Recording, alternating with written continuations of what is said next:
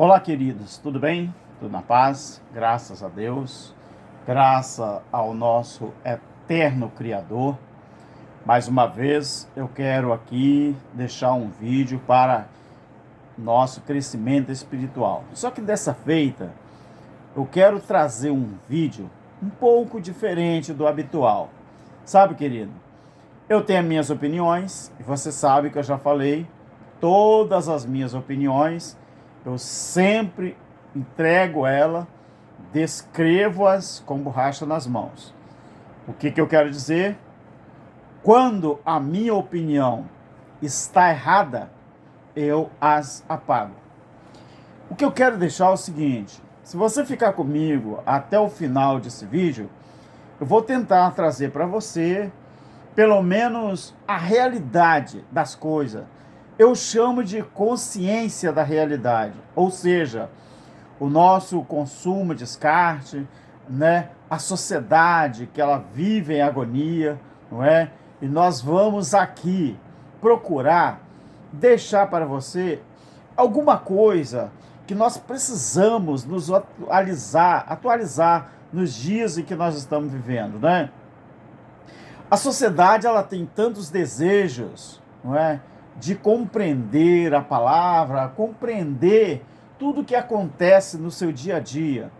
A sociedade, né, ela tem essa vontade, ela tem esse desejo. Principalmente a sociedade menos esclarecida, né?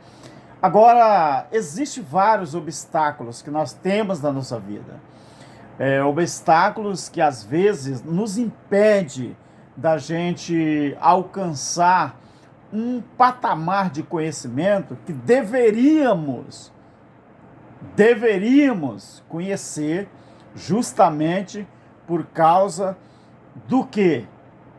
Os enganos que existem por aí. Então, o que está em jogo aqui, meus queridos? E por que isso é tão importante? Uma coisa muito importante para nós é que cada um de nós que temos a nossa inscrição no YouTube, nós temos que ter uma certa experiência. Se eu sou usuário do YouTube, eu sou usuário da palavra, né, do nosso Criador, eu tenho que ter a minha própria experiência, porque eu sou usuário disso. Eu tenho a Bíblia nas minhas mãos. Eu tenho o YouTube ao meu alcance. Então, será que nós somos capazes de saber qual é a nossa necessidade realmente? Então, querido, se você gostar, não é, do conteúdo desse vídeo, eu gostaria que você nos ajudasse a crescer, dando a sua opinião, deixando o seu like, fazendo a sua inscrição, compartilhando o vídeo, não é? E vamos crescer, não é? Eu me preocupo às vezes, porque às vezes dá a impressão porque que a gente está querendo desistir. Por exemplo, no meu bairro tem uma denominação que é chamada de seita por muitos evangélicos, mas eu não vou aqui falar o nome da denominação. Ela é conhecida no mundo inteiro, não é? E eu até gosto dos irmãos, porque eles não têm essa coisa. Mas ela ficou fechada durante o tempo da pandemia todinho. 2 anos fechado, o templo, né? Queridos, mas quando reabriu, choveu de pessoas dentro. E eu, por um lado, eu fiquei preocupado. Eu falei, meu Deus, vale a pena continuar ensinando a graça? Será que esse povo não tem a Bíblia nas mãos? Aí, ao mesmo tempo, eu lembrei de Jesus. Aí eu falei, nós estamos há 2000 anos depois da cruz. E muitas pessoas voltaram à tradição religiosa. Paulo combateu isso, Jesus e Alcha combateu isso, os apóstolos combateram isso. Por que eu vou desanimar e de continuar falando sobre o preterismo, sobre a escatologia consumada, sobre a graça de Deus. Por que que eu vou desanimar se eu comecei ontem? E nós estamos há 2000 anos depois da cruz, e ainda na tradição religiosa, ainda se ensinam a lei, ou ainda alguns crentes e alguns líderes religiosos continuam ensinando lei. Eu falei, não, eu vou continuar falando.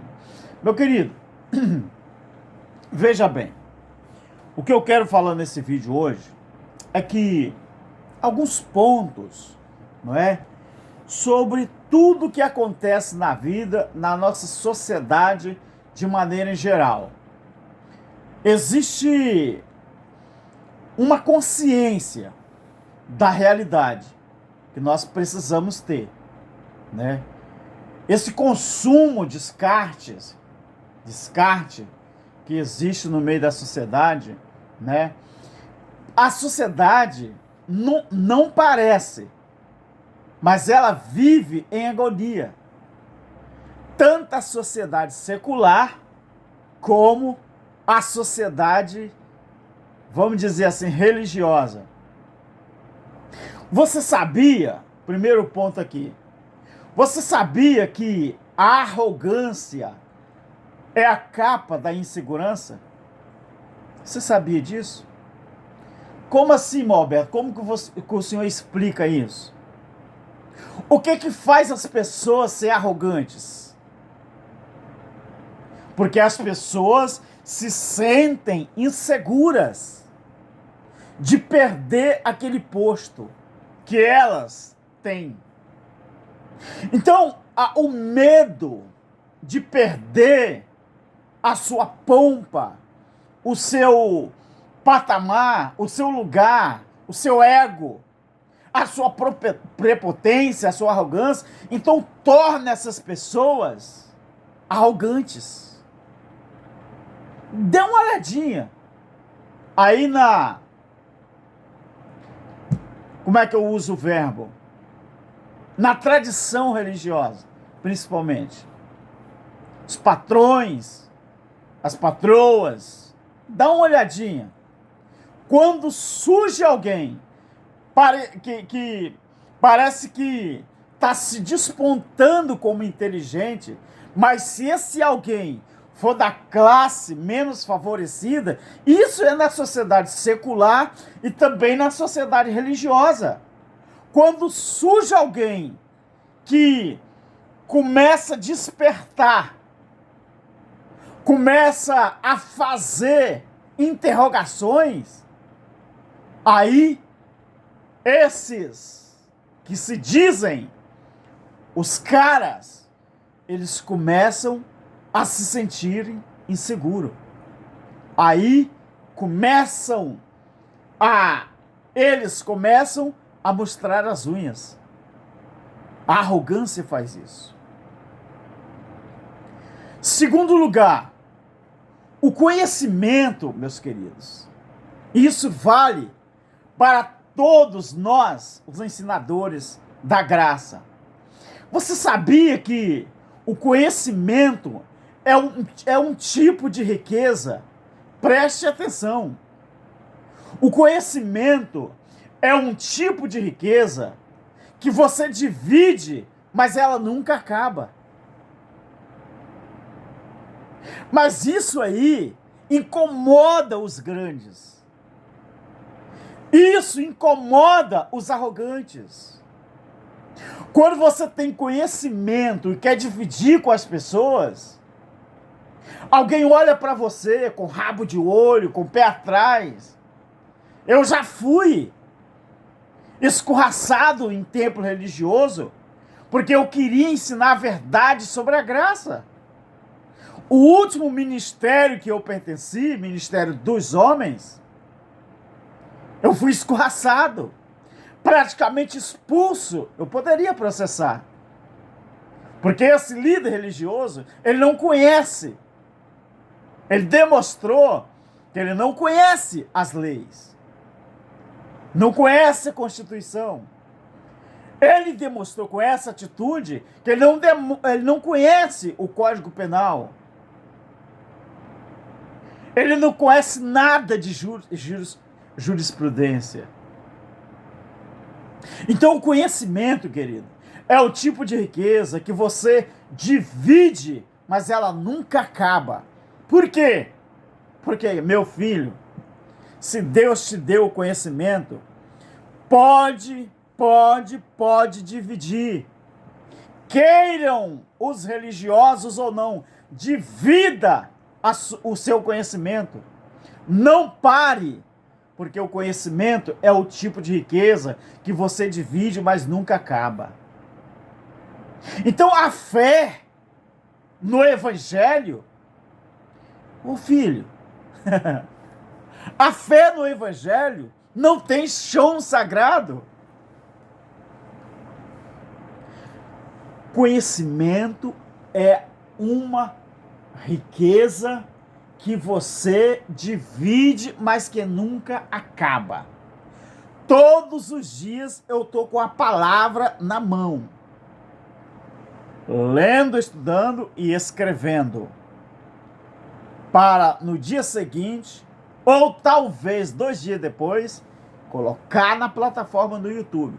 E sabe, querido, é tão importante a palavra que quanto mais você estuda, mais prazer dá. E agora, o crente que não gosta disso?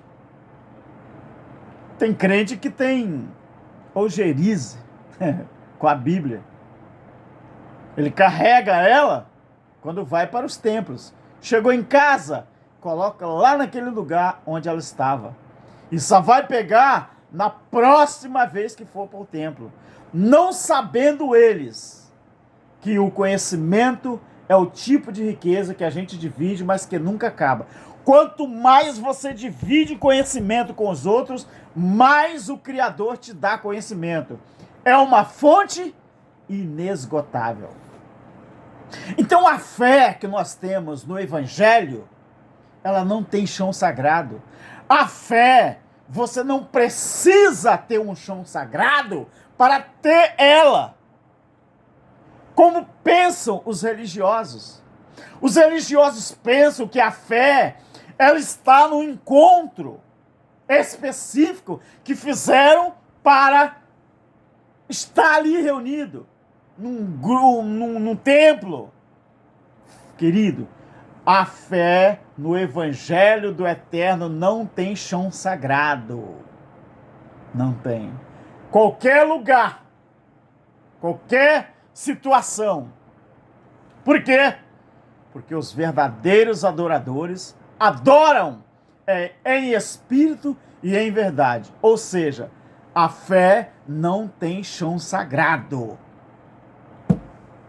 Sabe qual é o chão sagrado da fé? Nosso corpo. Isso aqui é. Então, com isso, a religião, ela se torna a pior forma de escravidão que existe. Você sabia disso? A religião, meus queridos, é a pior forma de escravidão que existe. A religião, ela chega a ser o cúmulo de controle de grupo. Como assim, Morberto? Olhe para as denominações. Em cada estado, em cada município, tem as famílias que administram o império religioso. Olha no Brasil como que funciona o império religioso, do mesmo jeitinho que era na velha aliança. Eu não vou citar o nome das famílias, ou o sobrenome das famílias. Olha em Pernambuco, quem que manda na Convenção de Pernambuco. Olha em São Paulo, no Brás, quem que manda na Convenção do Brás. Olha Belém, quem manda na Convenção Belém. Olha no Rio de Janeiro, quem manda na Convenção do Rio de Janeiro. Queridos, você tem que aprender isso. O nosso país, ele é fatiado pelo sistema religioso. Você sabe que existem brigas e mais brigas dos líderes religiosos aqui no Brasil. Porque cada um quer arrecadar mais do que o outro. E os crentes, eles vivem enganados. Então, religião é a pior forma de escravidão que existe. É por isso que o eterno Criador nunca criou religião.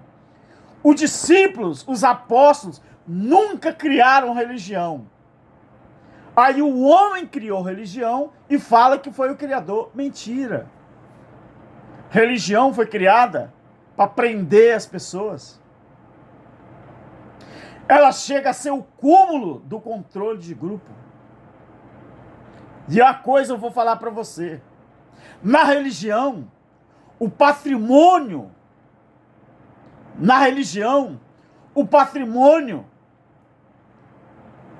é o sentido da vida. No evangelho, não. No evangelho, o patrimônio não é o sentido da vida, mas na religião é. Religião, queridos, é o adestramento social. Anote isso aí. Religião, vou repetir, é o adestramento social. Você tem que se libertar disso. Você tem que se libertar disso. Na religião, o lucro, preste atenção, na religião, o lucro e o patrimônio vale mais do que a própria vida. Verdade ou mentira? Você anotou isso aí? Na religião, o lucro e o patrimônio vale mais do que a própria vida, pessoas. Haja vista o que está acontecendo no Brasil, onde as pessoas que não dizimam, que não dão oferta, você viu o que um pastor lá no Nordeste falou no púlpito do templo dele? Que o cara que não dá dízimo, para ele não vale nada, não passa de um tostão furado ou de uma cédula rasgada? Busca aí no YouTube. Eu não preciso falar o nome dele e nem a denominação dele que ele preside. Mas busca aí. Pastor chama membro de dólar furado ou cédula rasgada porque não dá dízimo. É isso aí. Na religião, o lucro, o patrimônio vale mais do que a própria vida. E olha que eu estou falando isso aqui, graças ao Eterno, que eu falo com propriedade, né? Porque eu tenho lá as minhas seguranças para falar. Não segurança, eu não tenho condições de manter segurança, mas a minha segurança para falar. Querido, na religião, preste atenção. Às vezes, você faz aquilo que te mandam, mas às vezes, não é aquilo que você quer ou gostaria de fazer. Na religião, as pessoas viram capachos. Aí os líderes religiosos fazem assim com as pessoas. Você já viu um gato, quando ele pega o rato, mas ele não está com fome? O que o gato faz com o rato? Que ele quer comer o rato, mas ele não está com muita fome. Ele faz assim, ó. Vou pegar uma bolsa da minha coroa aqui. O gato pega o rato. Suponhamos que o rato é esse aqui. O gato fica bem assim, ó. Com o ratinho. Ó. Joga pra lá. Joga pra cá. É assim que os líderes religiosos fazem com os crentes. Bolinha de ping-pong. E o crente tá bem assim, ó. Aceita. Eu acho interessante, meus queridos. Como que uma pessoa dessa pode dizer que é filho do eterno Criador se aceita esse tipo de jogo? Então, na religião, às vezes você faz aquilo que te mandam. E às vezes nem é aquilo que você quer fazer ou que você gostaria de fazer. É assim que é. E não adianta alguém dizer que é mentira, porque não é. Querido, eu fiquei 45 anos. Eu tô com 57. Eu fiquei 45 anos dentro do sistema religioso. 45. Eu sei do que eu estou falando.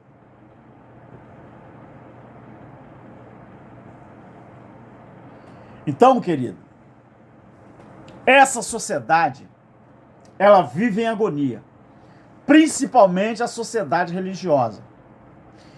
Eu vou te dar aqui o exemplo de um verdadeiro atleta. Claro que, na lógica, o verdadeiro atleta é aquele que vence a corrida. Eu estou botando aqui atletismo. Por isso falei corrida. Agora, eu já vi exemplo de um verdadeiro atleta que nos últimos metros da corrida, eu já vi, que faz parte da nossa disciplina, né? Eu falo que já vi porque faz parte da nossa disciplina. Já estou quase dizendo que fazia, graças a Deus, graças ao Eterno. Mas faz parte ainda da nossa disciplina.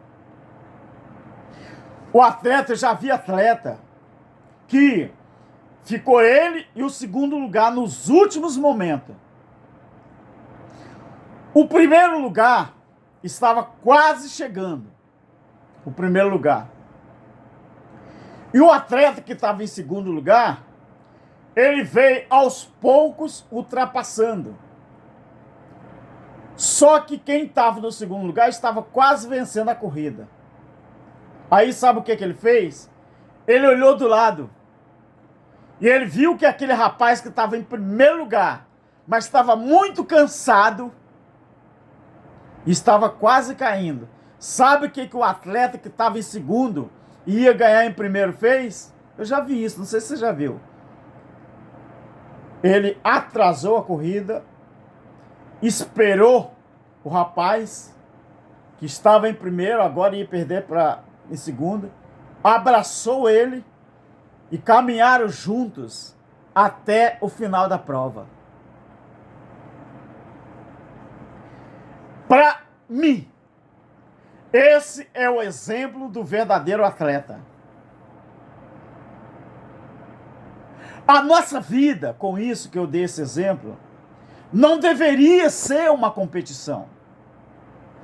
Por isso, os dois verbos que Jesus usou, si mesmo.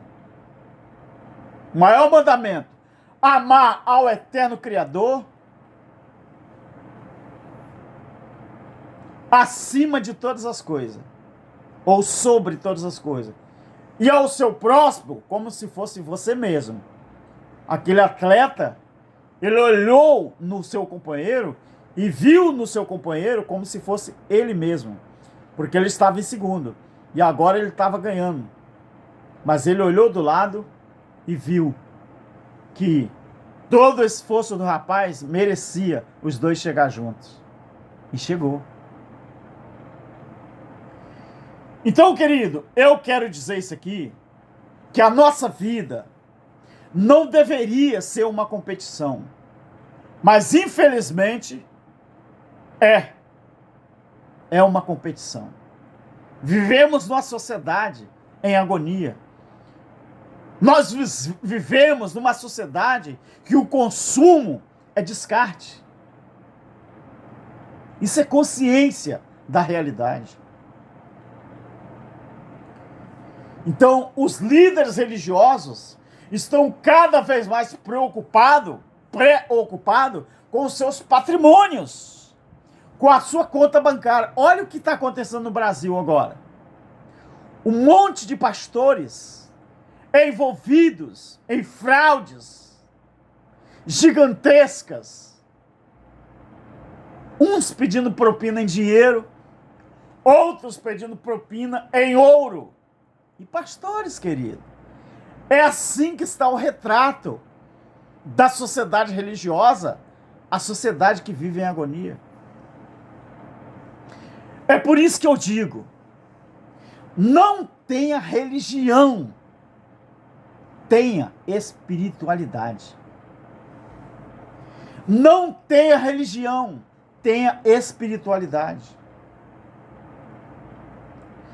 Na Bíblia, ela tem um exemplo clássico. Porque quando você tem espiritualidade, as pessoas não julgam você pela sua religião ou pela denominação que você frequenta.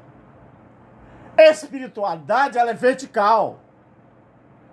Religião ou religiosidade, ela é horizontal. Então o que é que acontece? Quando você tem a sua espiritualidade no eterno, no Criador, ninguém pode julgar você pela religião que você segue, pela denominação que você segue, pelo pastor que você diz que te administra. Em Lucas, no capítulo 15, o versículo... Lucas 15, 8 ao 10. Eu não estou com minha Bíblia aqui, não. Mas é Lucas 15, 8 ao 10. Fala sobre a dracma perdida. Aquela mulher que ela perdeu as dracmas, né? Não, ela tinha 10, né? E ela perdeu uma. Me parece que é isso. Mas é Lucas 15, 8 ao 10. E sabe o que ela faz? A primeira atitude da mulher, antes de varrer a casa, isso é muito importante, para procurar a dracma perdida, ela acende a luz. Antes dela varrer a casa, ela acende a luz. Aí que sim, que ela vai varrer e acha a dracma. Então, com essa citação bíblica, eu te pergunto, você vê o mundo com os seus olhos ou com os olhos dos outros? Hein? O retrato da pessoa que vê o mundo com os seus próprios olhos é o caso da mulher, que antes de varrer a casa, ela acendeu a luz.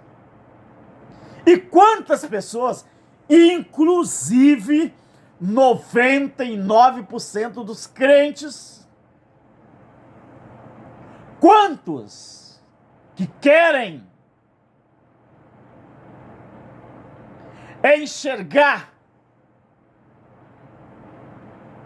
o erro na vida, na casa dos outros, sem antes acender a luz da casa dele. Queridos, é difícil, né? Então, assim age as pessoas que querem enxergar o mundo com os olhos dos outros. Primeiro, é preciso nós acendermos a lâmpada da nossa casa para procurar, para varrer a nossa casa, para achar o que está perdido, depois não ficar julgando os outros pelas suas ações e suas atitudes. Então, as correntes da escravidão contemporânea, anote isso aí, elas são formadas por mentiras. As correntes da escravidão contemporânea, elas são formadas por mentiras. As mentiras ensinadas hoje pela tradição religiosa mantêm as pessoas na ignorância e sem direito de questionar. As pessoas, queridos, até que acreditam na palavra, desde que essa crença não seja interferida por um novo entendimento, capaz de fazer mudar a sua opinião que ele adquiriu desde criança nas religiões ou denominações. É assim que está a sociedade, em agonia. Quando eles ouvem falar do preterismo, da escatologia consumada, os crentes que foram ensinados desde criança a acreditar no futurismo, eles falam assim: não, senhor, isso aí eu não acredito. Por quê? Porque foram criados desde criança com este raciocínio, esse pensamento. Mas sabe qual é a maior cegueira? É aquele que não quer enxergar. Infelizmente. Infelizmente. Então, queridos, que o eterno Criador possa continuar falando no seu, no meu, nos nossos corações. E eu quero deixar aqui, uma coisa eu sei, que enquanto houver vida e eu tiver fôlego e condições de falar, quem sabe eu completo 80 anos, 85 e o Criador não me levou ainda. Eu vou ter que falar baixinho, não é? Meio rouco, mas quem sabe a gente vai continuar falando. Tá bom, querido? Analise tudo que foi falado aqui e você possa ouvir o vídeo não só uma vez, mas 2, 3, para você aprender e você compartilhar com mais pessoas, tá bom? Um grande abraço, um bom fim de semana. Este vídeo é para ficar o dia inteiro amanhã você meditando. Os meus inscritos e aqueles que não são inscritos ainda, que se inscrevam. Você ouviu o dia inteiro amanhã, domingo, tá bom? Meditando na palavra. Um grande abraço para os nossos irmãos em graça, todos, sem exceção, para a glória e a honra do nosso eterno Criador. Amém.